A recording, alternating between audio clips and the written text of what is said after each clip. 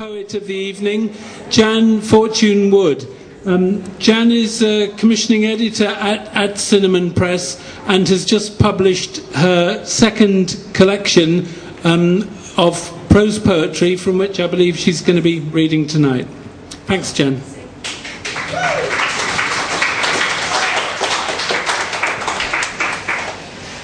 This could be the shortest set you ever heard.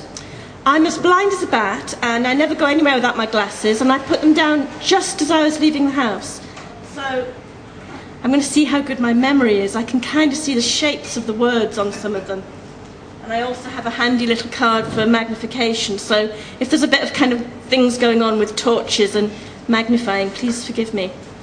The sequence begins in 1985, and it's a sequence based on what was first a series of journals and life writing, and then became a long novel, but it was just way too miserable to stay a novel, and it then got compressed into these short kind of fragments. And what it describes is a personal journey of myself and other women who became the first women priests in the Church of England, and the kind of process of hammering on the doors to be let in, and eventually hammering on the doors to be let out, I'm afraid. So, which is why it needed to be shortened.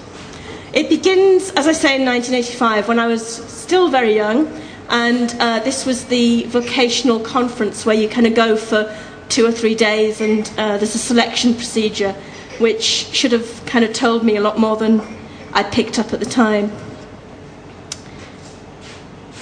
What we want to discern can be summed up in one word: vocation and calling.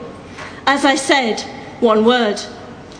Canon Linley smiles, breathes deeply and blows, points to a jumble of words, the last one, vocation. In the library, books shed dust like parchment skin. The canon nods his white-haired head, asks to its beat, "So you're how old, dear?" From the sinking springs of an ancient chair, I say I'm 24. "And can you relate to adults, dear?" His smile is cherubic. He nods and finally adds, "Surely you'd be better off at home, having babies, dear." The final test to assess my spiritual growth is a single question at dusk. "Do you have a sense of humour, dear?"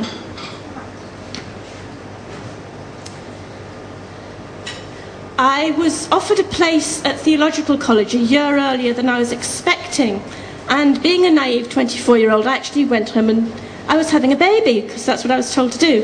And I thought that this baby would be nearing a year old by the time I started college, and my husband was finishing a course and he was going to take over. But because they offered it a year early, I went to college something like 32 weeks pregnant, and they said, "That won't be a problem, you can bring him in." I was doing a PhD at the time, so I didn't have many lectures. It was all going to be fine. It wasn't fine.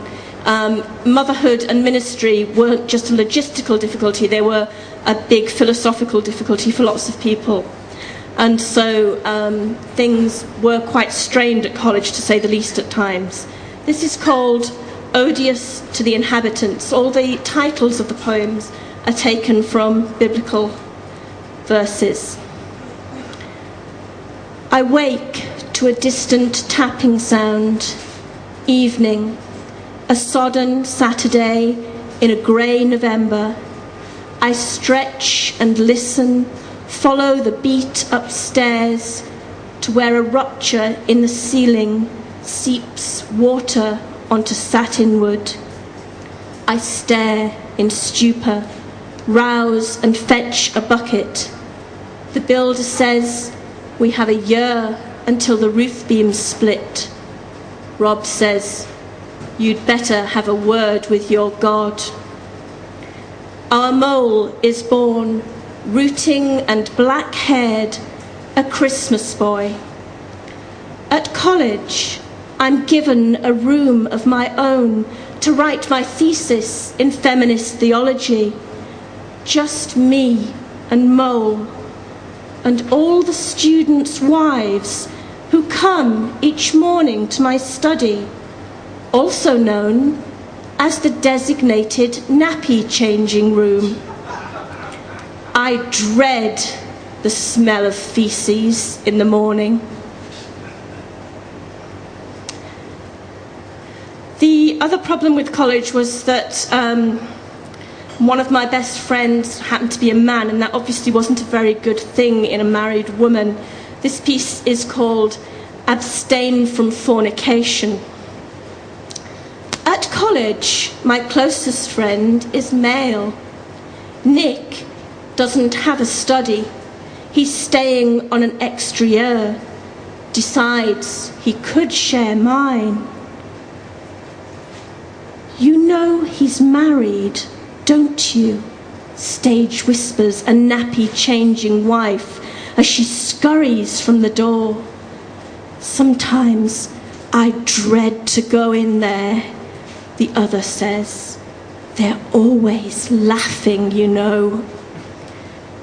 It's delicate, says the principal. Nothing is being implied, of course, but if it gives the wrong impression, the two of you. Anyway, I've found someone who's willing to share his study with Nick, so we won't be needing. I cannot go back to solitary confinement in a nappy changing room. Instead, I bribe Nick's mate with promises of fresh coffee daily and move into their room. I'm above suspicion with two married men.